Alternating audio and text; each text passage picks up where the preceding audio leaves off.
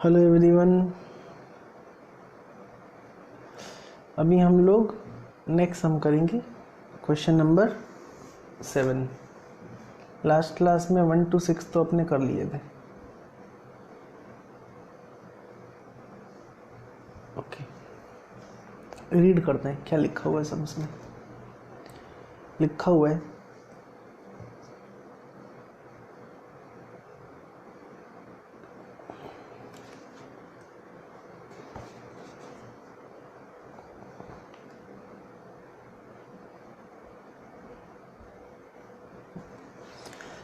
Ji limited specialized in manufacturing piston rings for motor vehicle. It has prepared budget for 8000 units per annum. कितना unit है? 8000 units है साल का। Okay, at a budgeted cost of 21,64,400। और details दिया हुआ है, फिक्स कॉस्ट दे दिया है, वेरिएबल कॉस्ट भी सबका दे दिया हुआ है। और अभी हम लोग क्या करेंगे, नीचे में पढ़ते हैं। Considering the possible impact on sales turnover by market trend, the company decided to prepare flexible budget with production target of 4,000 and 6,000 units। ठीक है, 8,000 यूनिट का बजट दिया हुआ है और अभी हम लोग को 4,000 और 6,000 यूनिट्स का फ्लेक्सिबल बजट बनाना है। ठीक है, ओके। आगे, On the behalf of company, you are required to prepare flexible budget for production level at 50% and 75%। कहने का मतलब है 50% 4,000, 75% है 6,000 units। Assume selling price per unit is maintained at 400 as at present। Indicate the effect on net profit। Administration and selling overhead continue at ₹72,000। ठीक है, okay.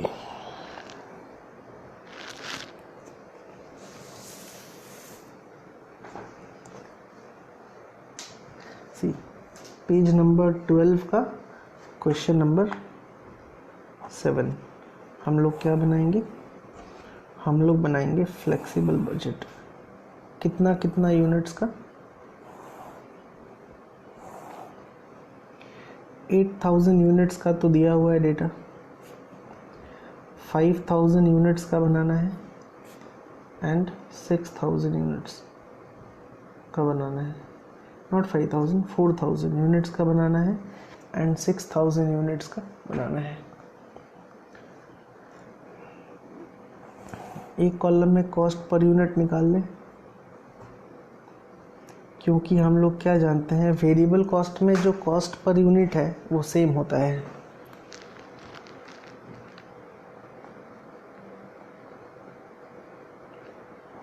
Variable cost पहले कौन कौन सा वेरिएबल कॉस्ट दिया हुआ है? सबसे पहला है अपना पावर। अच्छा, अगर हम ये कॉस्ट पर यूनिट का कॉलम नहीं भी बनाएंगे ना तो भी चलेगा। Let's not make this column. इस कॉलम को हम लोग नहीं बनाएंगे। पावर है 18,000। फिर रिपेयर्स कितना है? रिपेयर्स है 16,000। उसके बाद अदर वेरिएबल कॉस्ट कितना है? 6,400। उसके बाद डायरेक्ट मटेरियल 6,16,000। फिर डायरेक्ट लेबर दिया हुआ है अपना 12,80,000। ये है 8,000 यूनिट्स का। अब हमको 4,000 यूनिट्स का बनाना होगा।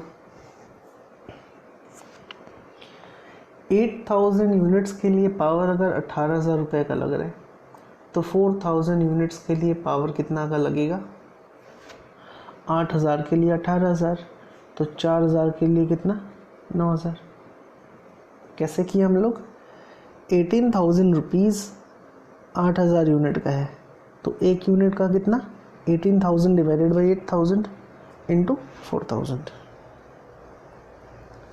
सही है। और अगर कॉस्ट पर यूनिट का कॉलम बना के करना है ना, तो ये किया जा सकता है। कॉस्ट पर यूनिट कैसे निकलेगा, ऐसे 80,000 रुपीज़ तो 8,000 यूनिट का है ना, तो कॉस्ट पर यूनिट कितना, 18,000 डिवाइडेड बाई 8,000, ऐसे भी कर सकते हैं अपने, 2.25 आ जाएगा। सेम यहाँ पे 16,000 रुपीज़ तो 8,000 यूनिट का है, तो एक यूनिट का 2 रुपया हो गया, तो 4,000 इंटू 2 हो जाएगा 8,000, 6,000 इंटू 2 हो जाएगा 12,000 एंड 6,000 इंटू 2.25 ये हो जाएगा 13,500, ठीक है ना। अदर वेरिएबल कॉस्ट 6,400 है, कितना यूनिट्स के लिए, 8,000 यूनिट्स के लिए, तो 8,000 यूनिट्स का 6,400, तो एक यूनिट का 0.8, तो 0.8 इंटू 4,000 कितना, 3,200, 0.8 इंटू 6,000 4,800। मटीरियल 6,16,000 8,000 यूनिट का है, तो एक यूनिट का 77 रुपया, तो 4,000 यूनिट्स का 3,08,000, तो 6,000 यूनिट्स का 4,62,000, बस मल्टीप्लाई कर देना है लेके। लेबर 8,000 यूनिट्स का 12,80,000, तो एक यूनिट का कितना होगा, 160 रुपीज़, तो 4,000 यूनिट्स का 6,40,000 और 6,000 यूनिट्स का 9,60,000, ये हुआ अपना लेबर। उसके बाद सारे को टोटल करेंगे, अच्छा पर यूनिट का नहीं, टोटल वेरिएबल कॉस्ट कितना आ जाएगा, टोटल वेरिएबल कॉस्ट आ जाएगा 4,62,000 plus 9,00,000 plus 13,000 plus 12,000, ये होगा 14,52,300।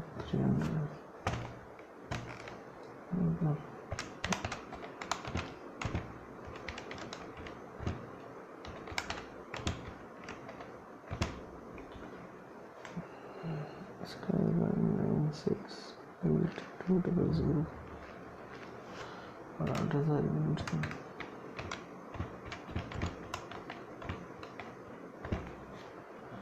36,400, ये आ गया total variable cost.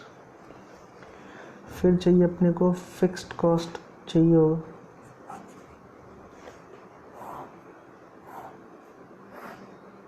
Fixed cost में क्या जानते हैं अपने, टोटल अमाउंट सेम होता है,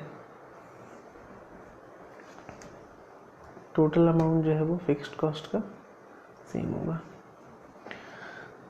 तो फिक्स्ड कॉस्ट में एक चीज़ तो क्वेश्चन में दिया हुआ है, सबसे पहला फिक्स्ड कॉस्ट मैन्युफैक्चरिंग,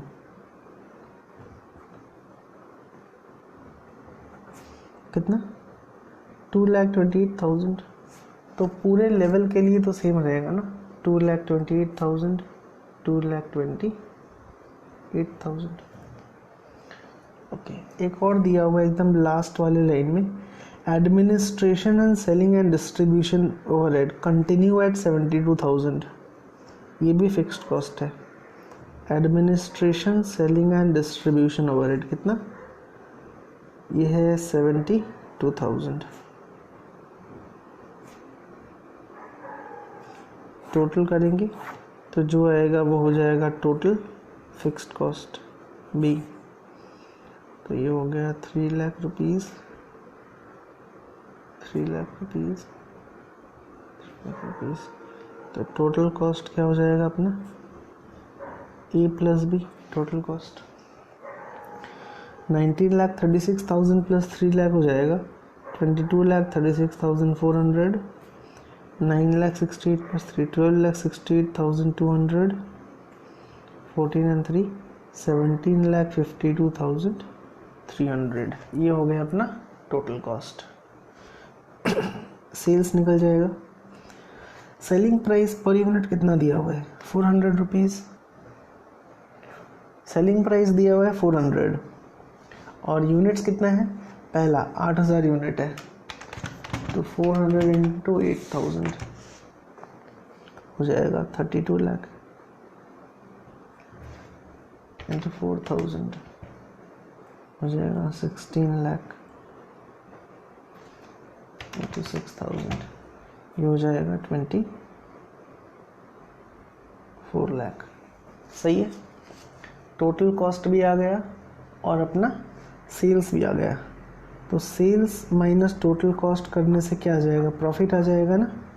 तो प्रॉफिट आएगा सेल्स माइनस टोटल कॉस्ट। सो 32 लाख माइनस 22 लाख 36,400 हो जाएगा 9,63,600। ये हो जाएगा 3,31,800 और ये कितना आएगा? 24 लाख 6,47,700। आई होप सभी कोई को समझ आया।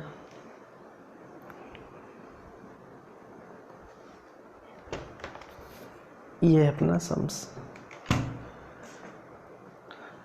नेक्स्ट हम लोग करेंगे क्वेश्चन नंबर 9। अच्छा एक काम करते हैं, क्वेश्चन नंबर पहले 8 कर लेते हैं, क्योंकि 8 जो है ना वो थोड़ा बड़ा है और टाइम भी ज़्यादा लेगा। तो सम्स को पढ़ते हैं पहले, फिर आगे हम लोग देखते हैं क्या करना है क्या नहीं करना है। इसमें लिखा हुआ है, थोड़ा डिफिकल्ट सम है ये, मतलब थोड़ा लेंदी है।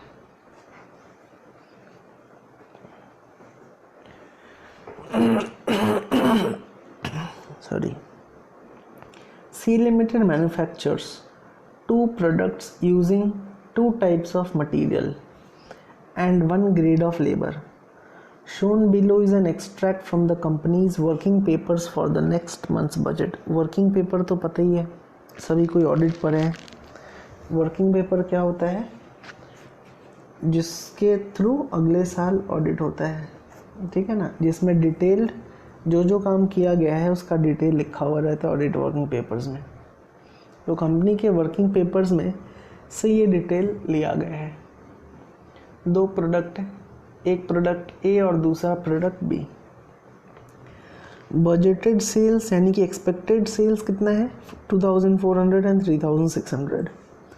Material consumption per unit in KGs दिया हुआ है, मतलब एक यूनिट के लिए, मतलब एक यूनिट बनाने के लिए मटेरियल एक्स लगने वाला है 5 kg ए के लिए, 3 kg बी के लिए, और मटेरियल वाई लगने वाला है 4 kg ए के लिए और 6 kg बी के लिए। इसका मतलब एक प्रोडक्ट ए बनाने के लिए 2 टाइप का मटेरियल चाहिए, यानी कि एक यूनिट ए का बनाने के लिए 5 kg एक्स चाहिए और 4 kg वाई चाहिए। सिमिलरली एक यूनिट प्रोडक्ट बी का बनाने के लिए 3 kg ऑफ मटेरियल एक्स चाहिए, 6 kg ऑफ मटेरियल वाई चाहिए। लेबर आवर्स कितना? एक यूनिट ऑफ प्रोडक्ट ए बनाने के लिए 3 hours and 1 unit of product B बनाने के लिए 5 आवर्स चाहिए। Okay. Material X and material Y cost 4 and 6 rupees per kg. Laborers are paid 25 per hour. Overtime premium 50% if worker work for more than 40 hours a week. There are 180 workers. निकालने क्या बोला है? नीचे लिखा हुआ है, calculate material purchase budget and wage budget for the direct workers. Okay. Showing quantities and values for the next month. ठीक है।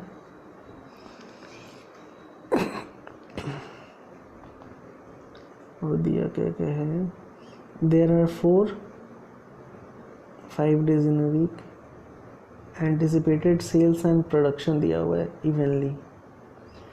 अच्छा, यहाँ पे एक चीज़ लिखा हुआ है, stock at the beginning of the period, इसको ओपनिंग स्टॉक बोलेंगे ना हम लोग, और stock closing stock for the budget period, ये क्लोजिंग स्टॉक दे दिया है। प्रोडक्ट ए एंड बी ये तो फिनिश गुड्स है, मटेरियल एक्स एंड वाई ये रॉ मटेरियल है, यानी कि रॉ मटेरियल और फिनिश गुड्स का दोनों ओपनिंग एंड क्लोजिंग स्टॉक के बारे में अपने को दिया हुआ है। सबसे पहले हम लोग निकालेंगे मटेरियल परचेज बजट। ध्यान से देखना है कॉपी में कैसे हम लोग करते हैं इसको। पेज नंबर 12 का question number 8।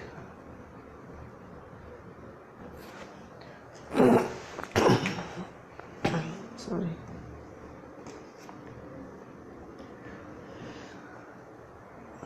Material purchase budget.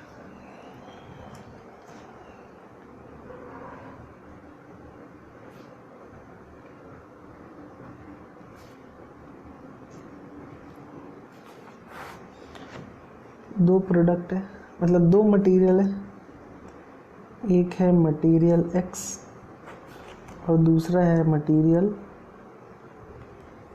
Y, दो मटेरियल है। परचेज बजट कैसे बनता है, क्या फॉर्मूला लिखा गया था परचेज का?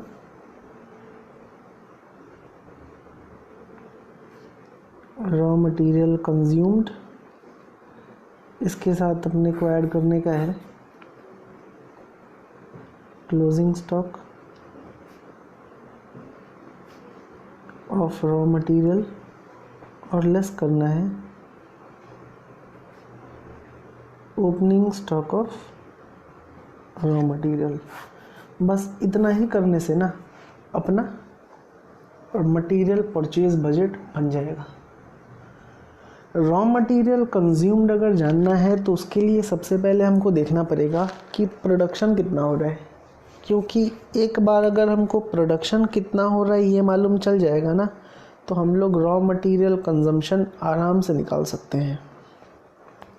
तो इसके लिए हम लोग क्या करेंगे, working note number 1, calculation of production budget, not calculation of, just simply हम लोग सबसे पहले प्रोडक्शन बजट बनाएंगे।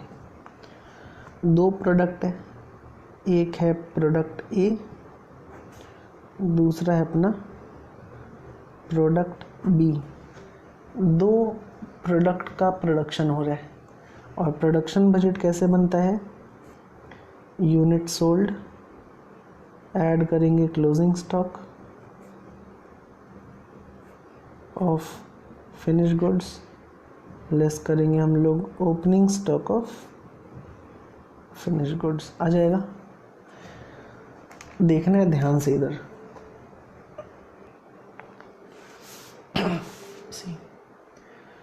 दो प्रोडक्ट है ना, ए एंड बी।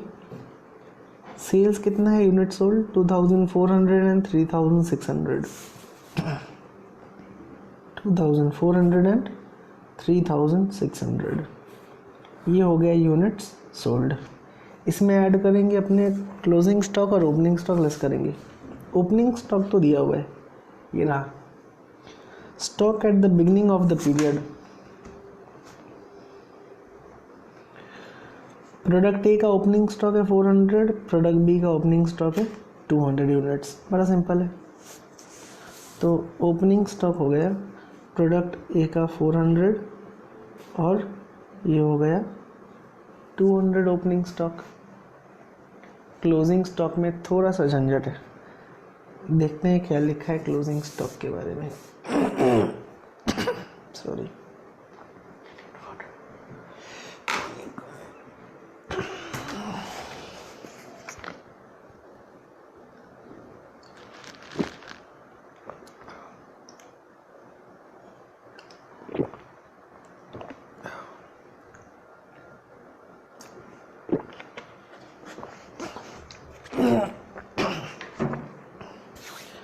ओके। क्या लिखा हुआ है क्लोजिंग स्टॉक के बारे में, anticipated closing stock for budget period are as follows लिखा हुआ है। जो प्रोडक्ट ए है ना, जो प्रोडक्ट ए है उसका क्लोजिंग स्टॉक कितना है? 4 days सेल्स, 4 दिन का सेल्स। और जो प्रोडक्ट बी है ना 5 दिन का सेल्स। ध्यान से देखना है,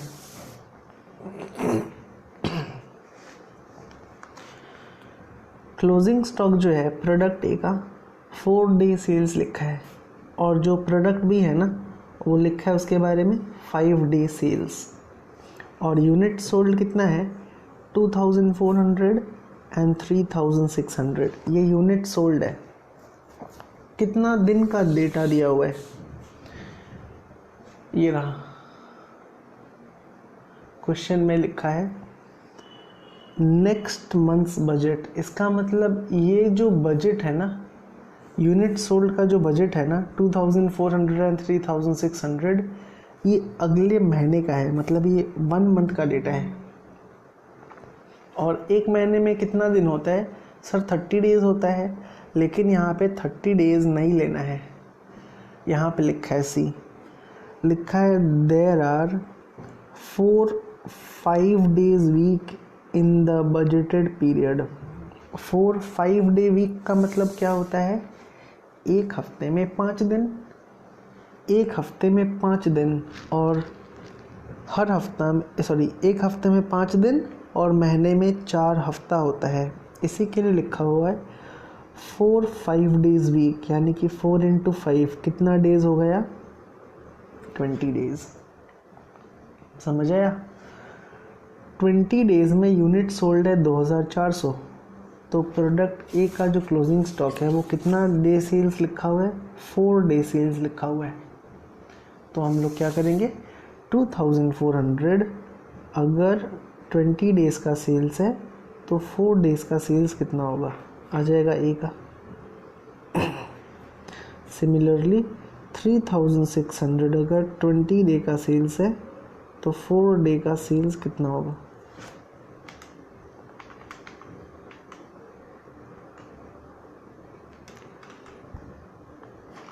डिवाइडेड बाई 20 इंटू 2400, ये आएगा 480, ये आएगा 720।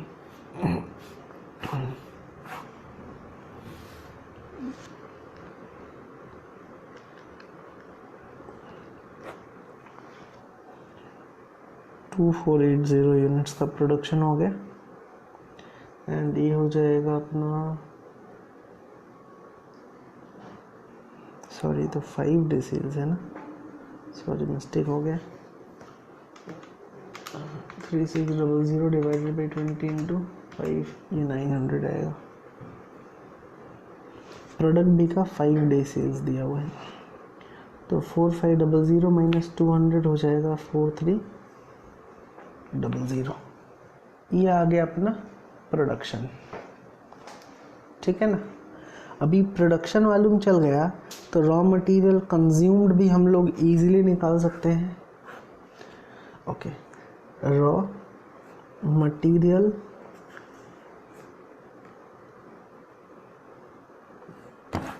कंज्यूम्ड भी हम लोग आराम से निकाल सकते हैं। यहाँ पे लिखा हुआ है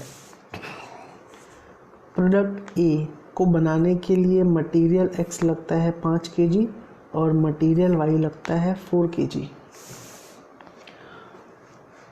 ध्यान देना है, प्रोडक्ट ए को बनाने के लिए मटेरियल एक्स भी लगा है और मटेरियल वाई भी लगा है। मटेरियल एक्स लगता है 5 kg per unit, if I am not wrong, या 5 kg पर यूनिट, और वाई लगता है 4 kg पर यूनिट, और टोटल यूनिट्स बनता है 2480। तो 2480 इंटू 5 कितना होगा? 12,400, 9920। सिमिलरली यहाँ पे लिखा हुआ है प्रोडक्ट बी बनाने के लिए एक्स लगेगा 3 kg पर यूनिट और y लगेगा 6 kg पर यूनिट। तो 4300 यूनिट्स बनाने के लिए लगेगा 3 इंटू 4300, 6 इंटू 4300, 12,900 kg एंड ये लगेगा 25,800 kg।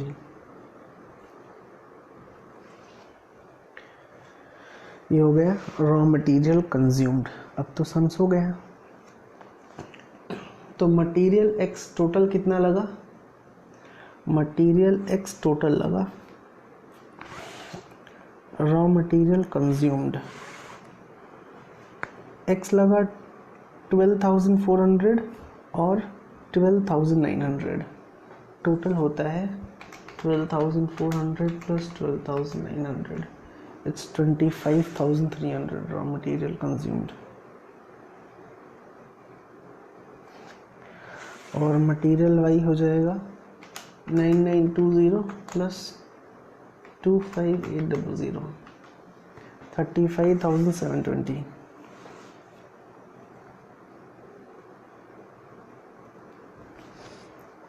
ये हो गया रॉ मटेरियल कंज्यूम्ड। बस ऐड कर देने का है क्लोजिंग स्टॉक, लेस करेंगे ओपनिंग स्टॉक। ओपनिंग स्टॉक तो दिया हुआ है 1000 kg दिया हुआ है एक्स का एंड 500 kg दिया हुआ है वाई का। और क्लोजिंग स्टॉक कितना है? Closing stock of material x के बारे में बोला है 10 डेज कंजम्पशन, 10 दिन का कंजम्पशन और 6 दिन का कंजम्पशन। तो देख लेते हैं कंजम्पशन कितना है मटेरियल एक्स का 25,300, कितना दिन में? 20 दिन में। इधर निकालें हम लोग 4-5 डे वीक, ये रहा 20 डेज। तो 20 दिन का कंजम्पशन है 25,300, तो मटेरियल एक्स का कंजम्पशन कितना दिन का दिया हुआ है 10 डेज। तो 20 दिन का अगर 25,300 होगा तो 10 दिन का कितना होगा 25,300 डिवाइडेड बाई 2, 12,650 हो जाएगा। एंड सिमिलरली मटेरियल वाई, ये तो 20 दिन का कंजम्पशन है और क्लोजिंग स्टॉक जो है वो 6 डेज कंजम्पशन है। तो 35,720 अगर 20 दिन का कंजम्पशन है तो 6 दिन का कितना होगा 35,720 डिवाइडेड बाई 20 इंटू 6, 10716, जो आएगा वो होगा material purchase budget.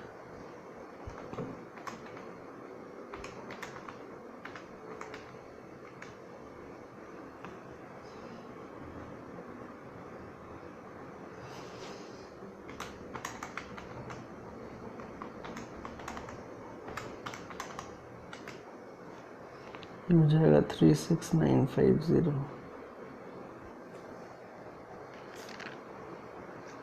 kg purchase budget. I hope सभी को समझ आया।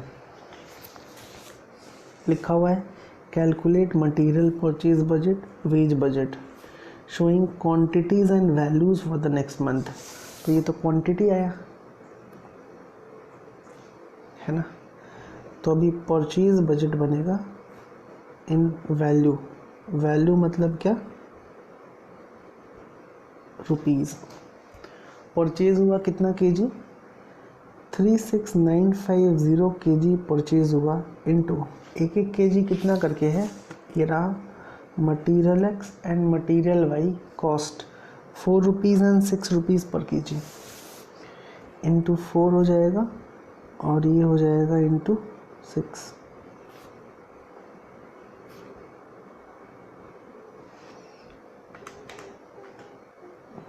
$1,47,800।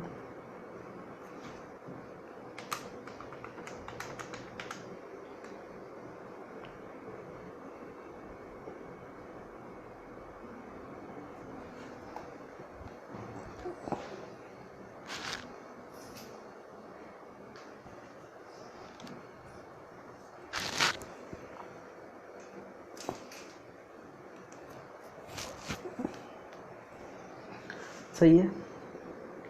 नेक्स्ट लिखा हुआ है क्वेश्चन में, फाइंड करने का है wage budget for direct workers. Wage budget भी बड़ा सिंपल है, देखना है सर ध्यान से सभी कोई को। वेज बजट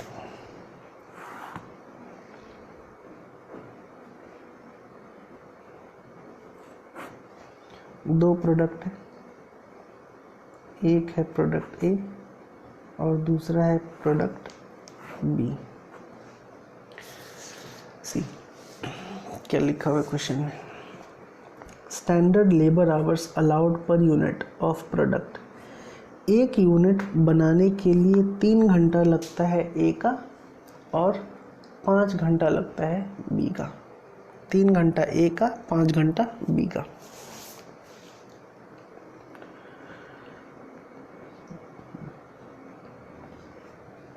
प्रोडक्शन होता है प्रोडक्ट ए का 2480 यूनिट्स एंड 4300 यूनिट्स प्रोडक्शन होता है। कहाँ से निकाले हम लोग, ये रहा प्रोडक्शन बजट हम लोग ऊपर निकाले इसी सम में। और टाइम पर यूनिट यानी कि आवर्स पर यूनिट, ये हम लोग आवर्स में ले रहे हैं। 3 घंटा लगता है ए बनाने में और 5 घंटा लगता है बी बनाने में, यानी कि टोटल आवर्स कितना लग जाता है 2480 इंटू 3, 12 3 सा 24 3 सा 72, 73 74, 7440 आवर्स 2021 21500 इतना आवर्स। और एक एक घंटे का रेट कितना है, और भी कुछ है कि आवर्स में दिया हुआ है। यहाँ पे लिखा हुआ एक चीज़ लिखा हुआ है, द टारगेट प्रोडक्टिविटी रेशियो और एफिशिएंसी रेशियो जो दिया हुआ है वो कितना है, for the productive hours work by the direct labours in actually manufacturing the product is 80%. Okay. In addition, the non-productive downtime is budgeted at 20% of the productive hours worked. इसका मतलब होता है टारगेट था कि जो प्रोडक्टिविटी रेशियो है ना, productivity ratio का मतलब होता है जैसे 100 घंटा अगर वर्कर काम किया तो क्या वो लगातार 100 आवर्स तक काम करता गया, बीच में 1 घंटा का भी ब्रेक नहीं लिया? ऐसा तो पॉसिबल नहीं है। वर्कर लोग क्या करता है, अगर 2 घंटा काम करता है तो आधा घंटा का तो ब्रेक लेगा ही लेगा, चाहे कुछ भी हो जाए। इसी के लिए यहाँ पे लिखा हुआ है कि जो प्रोडक्टिविटी रेशियो का टारगेट है ना वो कितना है 80% है, यानी कि 80 आवर्स अगर प्रोडक्शन किया तो टोटल वो कितना काम किया 100 आवर्स। सही है। अच्छा, इट मीन्स ये जो टोटल आवर्स हुआ ये तो प्रोडक्टिव आवर्स हुआ ना, समझ में आया। टोटल प्रोडक्शन होता है 2480 यूनिट्स और एक एक यूनिट को प्रोड्यूस करने के लिए 3 घंटा लगता है। तो 7440 जो है ये तो प्रोडक्टिव आवर्स है, मतलब ये 80% के बारे में बात कर रहा है, समझ आया। सो टोटल आवर्स कितना लिया ये लोग, टोटल आवर्स यानी कि दोनों प्रोडक्टिव प्लस नॉन प्रोडक्टिव। अगर हम लोग इसको 100 मानते हैं तो 7440 अगर 80 है तो 100 कितना होगा 7440 डिवाइडेड बाई 80 इंटू 100। और 21500 अगर 80 है तो 100 कितना होगा 21500 डिवाइडेड बाई 80 इंटू 100।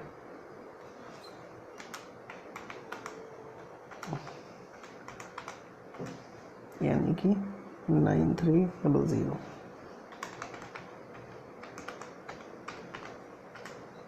ये हो जाएगा 26,875। एक और चीज़ लिखा है in addition the non productive down time is budgeted at 20% of productive hours worked. Add करेंगे इसके साथ हम लोग नॉन प्रोडक्टिव डाउन टाइम कितना 20% लेना है, यानी कि 9300 का 20% हो जाएगा 1860 और 26875 का 20% ये आएगा 5375।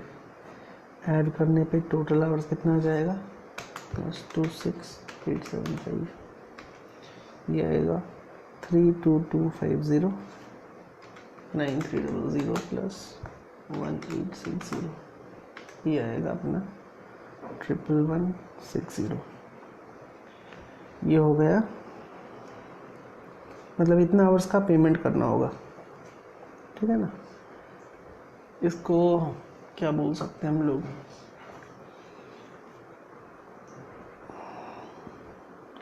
Number of hours eligible to be paid, मतलब इतना आवर्स का पेमेंट करना है, ठीक है ना। और एक एक घंटे का रेट कितना है 25 रुपया पर आवर है, तो इनटू हम लोग कर देंगे 25 से, ठीक है ना। नेक्स्ट पेज में करते हैं।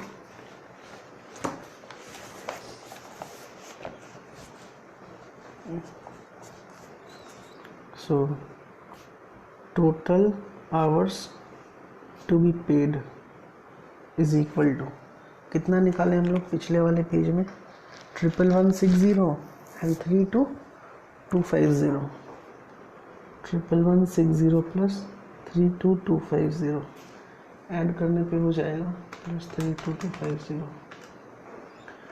43410 आवर्स का पेमेंट करना है। सही है। एक और चीज़ लिखा है, सर देखना है ध्यान से, लिखा हुआ है कहाँ का, ये रहा, overtime premium is 50% and is payable if a worker works for more than 40 hours a week. There are 180 direct workers, ठीक है।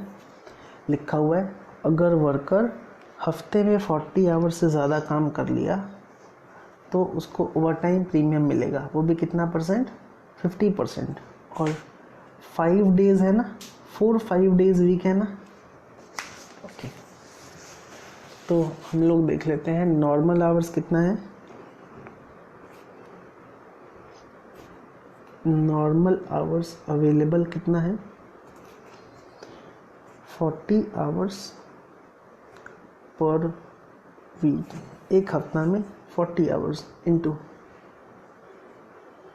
40 आवर्स अगर 1 वीक है तो 4 वीक हो गया ना, 4 वीक्स हो गया ना, और टोटल 180 वर्कर्स है, समझ आ रहे। एक हफ्ता में 40 घंटा और टोटल 5 डे वीक है, मतलब 5 दिन का 4 हफ्ता, तो 4 वीक्स हो गया और 180 वर्कर्स है, तो 180 इंटू 40 इंटू 4 कितना, टोटल आवर्स अवेलेबल है 28,800 आवर्स अवेलेबल है। और काम कितना किया ये लोग 43410, यानी कि ओवर टाइम कितना है, ओवर टाइम है 43410 माइनस 28800,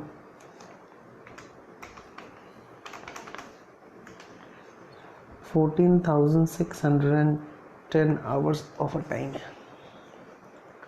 समझ आया।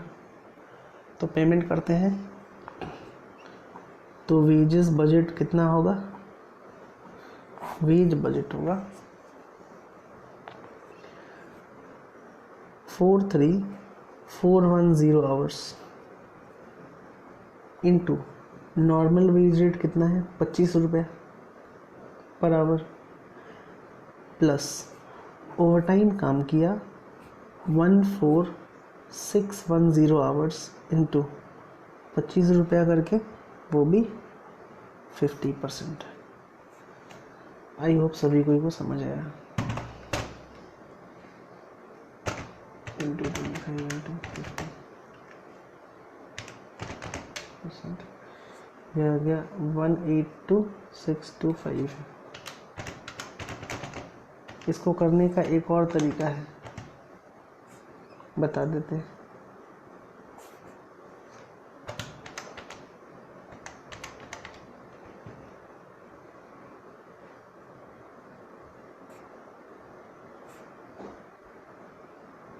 एक और तरीका है, लिखा हुआ है ओवर टाइम प्रीमियम जो है वो 50% है ना, तो ऑल्टरनेटिवली ऐसे भी कर सकते हैं, वेज फॉर नॉर्मल आवर्स है 28,800 इंटू 25 रुपया करके, 28,800 इंटू 25, 7,20,000 रुपीज़ ऐड कर लेते हैं।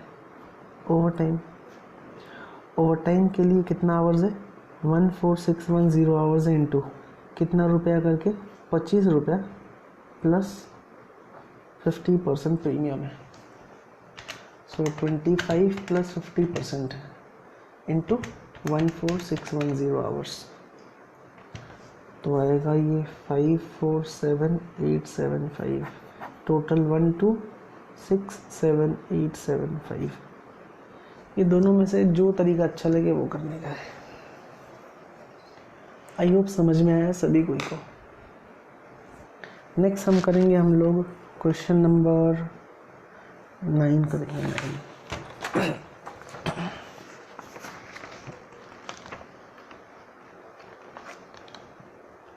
हम लोग नेक्स्ट हम करेंगे क्वेश्चन नंबर 10। लिखा हुआ है A motor vehicle manufacturer has prepared sales budget for next few months and following draft figures are available. October, November, December, जनवरी और फरवरी दे दिया है। नंबर ऑफ व्हीकल्स भी हम लोग को दे दिया हुआ है और लिखा हुआ है to manufacture a vehicle a standard cost of rupees 2,85,700 is incurred and sold through dealer at uniform selling price of itna to customer. Dealers are paid 12.5% commission on selling price on sale of a vehicle. Commission दिया जाता है dealer को 12.5%. Apart from other material, 4 units of part X are required to manufacture a vehicle. It is a policy of a company to hold stocks of part X at the end of each month to cover 40% of next month's production. 4,800 are in stock on 1st October. ये opening stock हो गया। Closing stock के बारे में क्या बोल रहे हैं? It is a policy of the company to hold stocks of part X at the end of each month to cover 40% of next month's production. There are 950 number of completed vehicles in stock on 1st October. क्या बनाने बोला है? Prepare production budget in numbers for the month of October, November, December and January. Prepare purchase budget for part X in the month of October, November and December. October, November, December, January का बनाने का है production budget.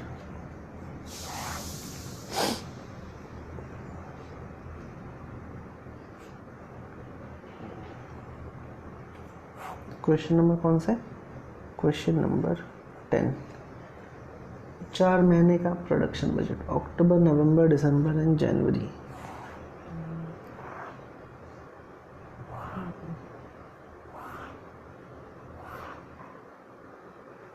October, November, December and January. Production budget बनाने में तो हम लोग champion है। यूनिट सोल्ड कितना कितना दिया हुआ है? अक्टूबर का 4,000, नवंबर का 3,500, दिसंबर का 4,500, जनवरी का 6000। इसके साथ हम लोग ऐड क्या करेंगे sir, closing stock. Add closing stock of finish goods के बारे में क्या बोला है, ये रहा, लिखा है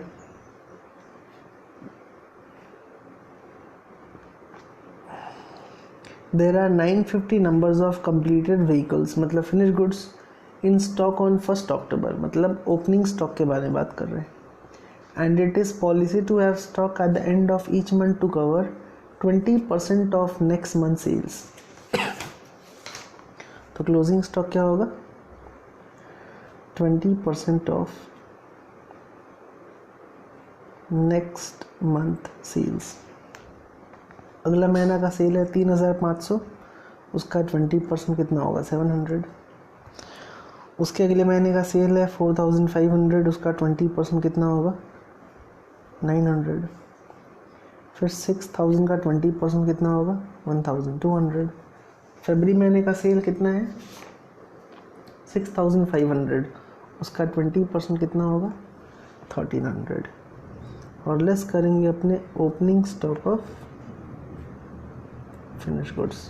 अक्टूबर महीने का ओपनिंग स्टॉक तो दिया हुआ है, कितना, 950। नवंबर का ओपनिंग स्टॉक क्या होगा, जो अक्टूबर का क्लोजिंग स्टॉक है। दिसंबर का क्या होगा, जो नवंबर का ओपनिंग स्टॉक है। जैन का क्या होगा, जो दिसंबर का क्लोजिंग स्टॉक है। करके जो आएगा उसको अपने क्या बोलेंगे, वो हो जाएगा प्रोडक्शन बजट। ये होगा 6100, 4800, 3700, 3750। ठीक है ना।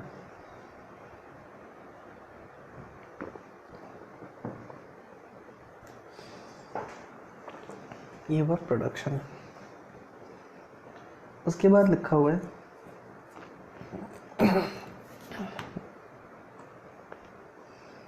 Prepare production budget for the month of October, November, December, January. आ गया। अगला बोला है prepare purchase budget. Purchase budget के लिए तो रॉ मटेरियल कंजम्पशन चाहिए होगा ना, रॉ मटेरियल कंजम्पशन, तभी तो निकलेगा।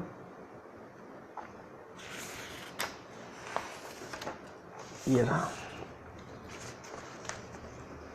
लिखा हुआ है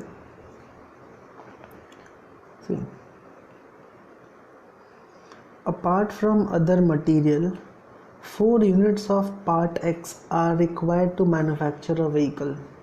एक व्हीकल बनाने के लिए 4 यूनिट्स ऑफ पार्ट X चाहिए, यानी कि पार्ट X क्या हो जाएगा, रॉ मटेरियल होगा। और यहाँ पे लिखा भी है prepare purchase budget for part X लिखा हुआ है।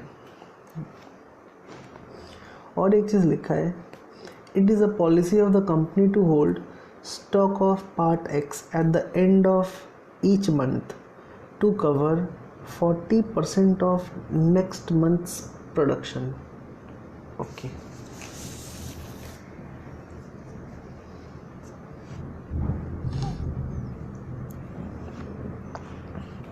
प्रोडक्शन कितना होगा, इतना होगा, यानी कि हम लोग निकाल रहे हैं परचेज बजट।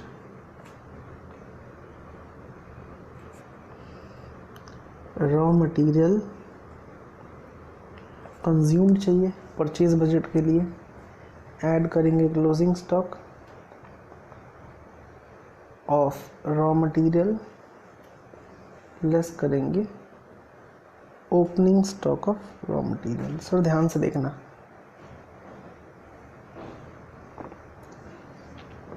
लिखा हुआ है क्वेश्चन में कि एक यूनिट बनाने के लिए, ये रहा, कहाँ गया, ये रहा, apart from other material 4 units of part X are required to manufacture a vehicle. एक व्हीकल बनाने के लिए 4 यूनिट्स ऑफ पार्ट X चाहिए, और हम पार्ट X का बना रहे हैं क्या, परचेज बजट। तो प्रोडक्शन के लिए 4 यूनिट चाहिए होगा रॉ मटेरियल, यानी कि 3750 इंटू 4 कर ले। कौन से मंथ का बनाने बोला है? अक्टूबर, नवंबर, दिसंबर।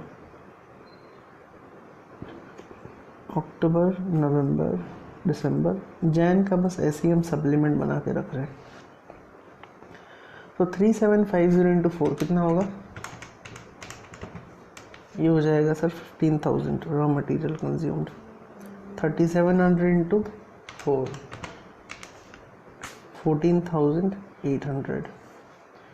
4,800 इंटू 4 19,200 और ये 24,400। क्लोजिंग स्टॉक के बारे में बोला है 40% ऑफ नेक्स्ट मंथ्स प्रोडक्शन। ये रहा, कहाँ गया? It is a policy of a company to hold stocks of Partex at the end of each month to cover 40% of next month's production। तो अगला महीना प्रोडक्शन के लिए रॉ मटेरियल चाहिए कितना? 14,800, उसका 40%।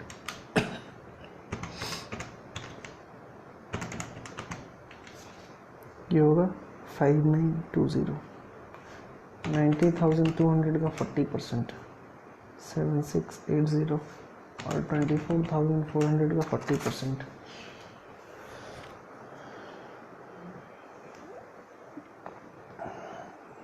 $9760। जैन का तो बनाना नहीं है। और ओपनिंग स्टॉक क्या होगा? अक्टूबर का क्लोजिंग स्टॉक नवंबर का हो जाएगा ओपनिंग स्टॉक 5920।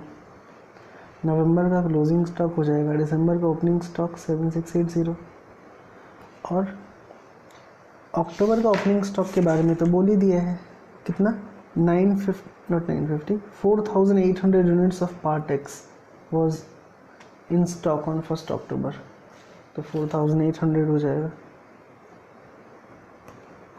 करने पे जो आएगा ना वो हो जाएगा परचेज बजट।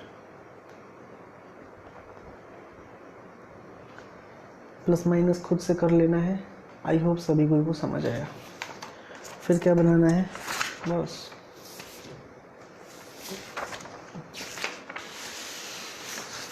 और कुछ बोला है क्या? पेज नंबर 30 में कितने गया हो? Page number 30। अच्छा, एक और चीज़ बोला है, लिखा हुआ है कैलकुलेट बजटेड ग्रॉस प्रॉफिट। ये रहा, लिखा हुआ है calculate the budgeted gross profit for the quarter, अक्टूबर से लेके दिसंबर। तो हम लोग कैसे निकालते हैं? जीपी, एक ट्रेडिंग अकाउंट बना के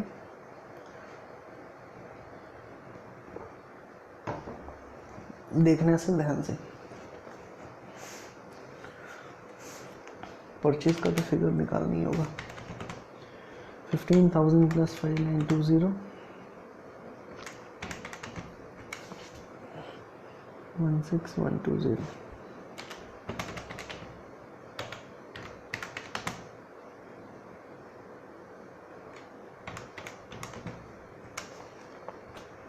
वन 6560।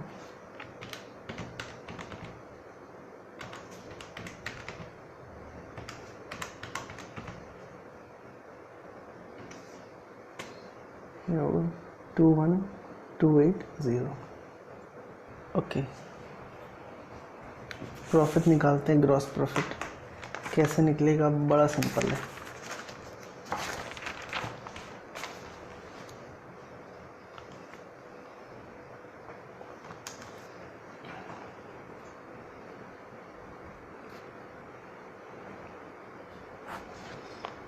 अक्टूबर, नवंबर और दिसंबर का ग्रॉस प्रॉफिट बोला। सेलिंग प्राइस कितना है? Selling price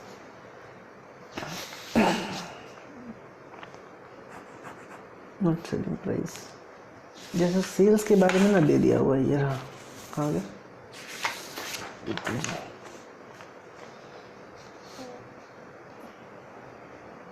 to manufacture a vehicle standard cost कितना? 2,85,700 और सेलिंग प्राइस कितना है 3,95,600, ये सेलिंग प्राइस है। और कमीशन जो है वो डीलर का 12.5% कमीशन ऑन सेलिंग प्राइस है। तो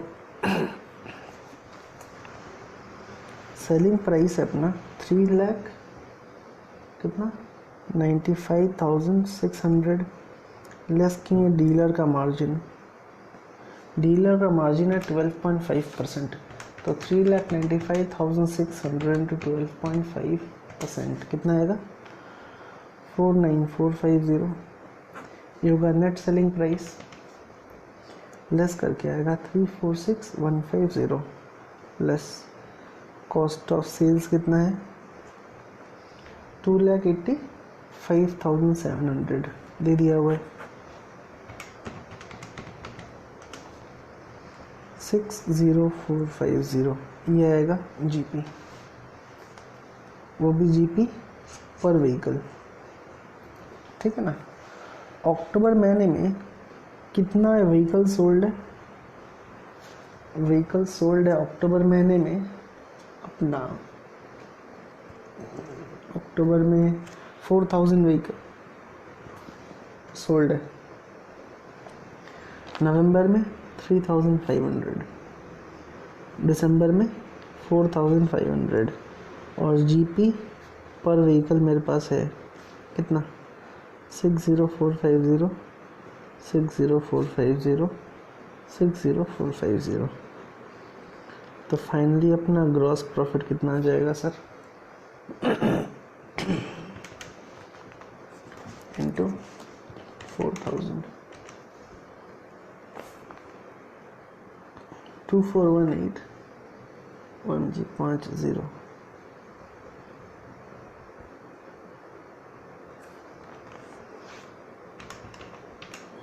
ये हो जाएगा 21157500, यह आ जाएगा 27202500। ये हो गया अपना ग्रॉस प्रॉफिट। आई होप सभी को समझ आया। जिनको जो भी डाउट है पूछ लेना कॉल या मैसेज करके। Okay, thank you.